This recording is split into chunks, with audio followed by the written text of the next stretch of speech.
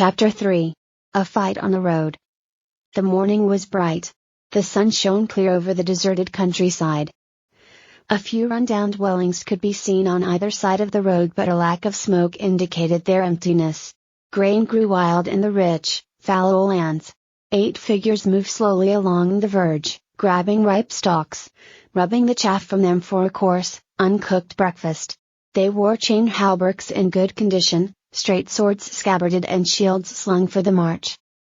One figure, on horseback, approached them unawares. The horse was fine-boned and light-footed, as it cantered its way towards the soldiers. Only the lightest of armor could be seen beneath its flowing mantle. The rider wore a surcoat in matching imperial colors, with plumes and ribbons sprouting from all surfaces. The horse's footfalls were light and the rider approached quietly, closely, before the soldiers, intent on their breakfast, started to notice. He then rose up in his stirrups, spurred the horse to the gallop, brandished his saber, and gave a high-voiced battle cry. The soldiers hardly had time to assess before the knight collided into their unit. The horse shouldered them aside as they struggled to free their swords from their scabbards, bring their shields to bear and take direction from their leader. The rider sidestepped his horse to the right and swept his sword up against one as the soldier tried to stagger backwards. The blade skittered up the hauberk, seeking purchase over the gorget on his neck.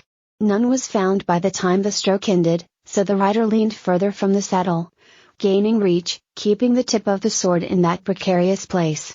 Like a coiled snake, when he had gained enough leverage, he let it loose, thrusting up betwixt gorget and helm. Something less than steel gave, and the knight drew back, regaining a steady mounting. No matter how great or small the wound, that soldier would not return to this battle. Another soldier had freed their sword to the rider's left, and used the space that had opened there to raise a cry and charge. But his footing was unsure, and the sun against him, and with his shield halfway between slung for travel and bound tight for defense, he had but his sword and his courage to defend him. The rider feinted a thrust from above, but crouched in the stirrups, bringing the blade easily around the soldiers, and connected with a solid thrust through his face grill, likewise removing him from consideration. The downed soldier's bravado had bought the others some breathing space and they were collecting themselves. The horse swung back as they formed up. Dropping the reins, the rider brought his shield to the fore, slowly circling. When his path intersected that of the road, he bore down suddenly upon them. No longer surprised, the soldiers' training kicked in and they did not bolt. So the rider turned aside at the last. With his legs he guided the horse around and swiftly returned, passing again on the same side of them, though this time with his sword foremost. The greater reach, height and momentum of the rider exposed the soldiers far more than the knight, and another soldier was nearly brought down with a blow delivered in passing. Taking a much longer run at them, the knight positioned himself in classic cavalier pose, leaned out over the neck of the steed, arm extended, the curve of the saber bringing it perfectly down to eye level, and pointed straight forward. He grinned as he closed, and the soldiers mustered their mettle to stay put. There is no harder thing to stand one's ground in the face of a cavalry charge.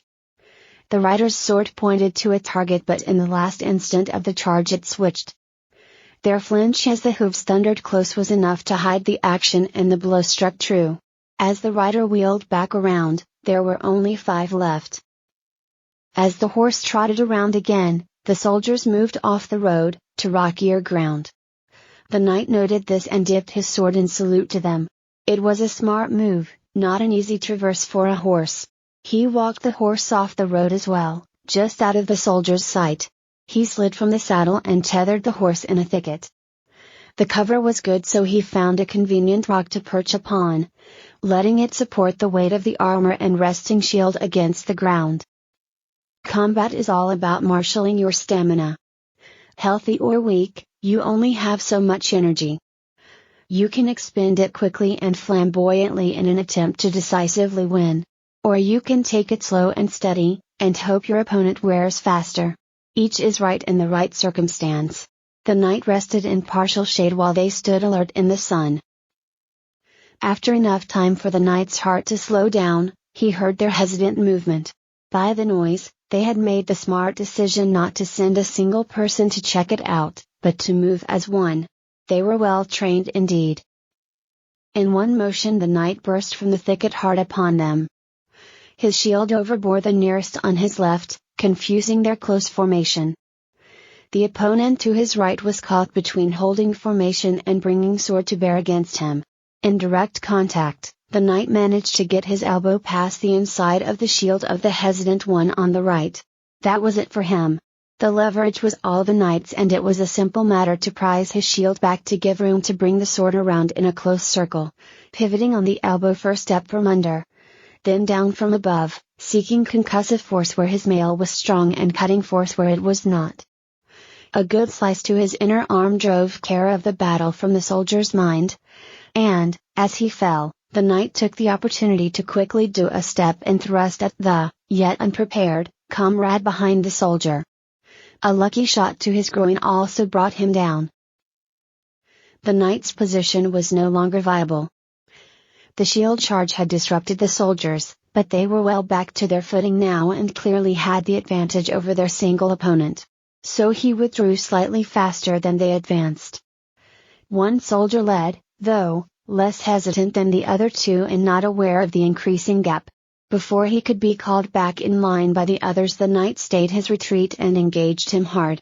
From low to high he tested the extremes of the soldier's defense, aggressive enough that his own offense was token. Breaking pattern, the knight repeated a second high attack, winning over his shield and glancing his helm. This was enough of a distraction to bring the momentum back in a backhand shot on his sword side, which bypassed all defenses. The soldier's breath rushed out with the crack of a rib. The knight withdrew. The wounded man sat heavily and the others came up about him. The knight backed to a nearby tree and leaned his weight upon it. Any opportunity to let something else bear the weight of the armor was an advantage, for it preserved stamina. The wounded man made a brave attempt to regain his feet, but the pain was too much and he subsided, wheezing. The other two gave up and directed their attention to the knight once more. The soldier's commander was left-handed, and the two formed up with a shield to either side. There were no words to be had. The soldiers' numbers were much fewer than the start, but the odds were mostly unchanged. They came on at last, though in a carefully measured pace, no headlong assault. The two sides exchanged tentative blows at range, testing defenses but accomplishing little. The knight pressed them once and close, using their own shields as a defense in addition to his own. But everyone's defense was too high to get a direct blow in. It was largely a stalemate. The knight feinted high to bring their shields up, and while they had blinded themselves, tried to roll around their flank. But they quickly turned, reversing the facing of their small unit. The knight withdrew once more. They stood for a while. The knight had found his tree again, and they stood, resolute.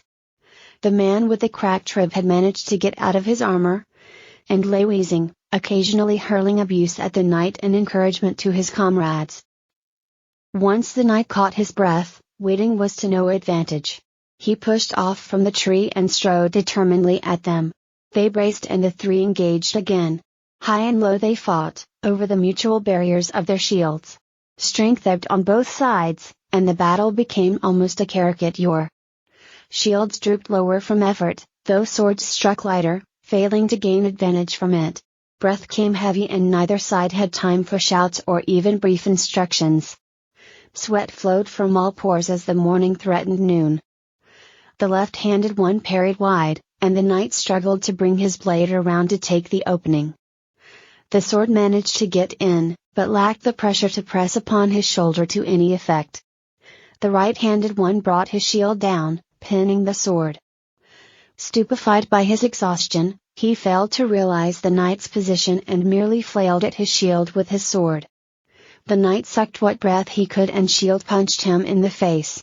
That sent him staggering back and sitting heavily, freeing the knight's sword. The other soldier backed away, alarmed at the split.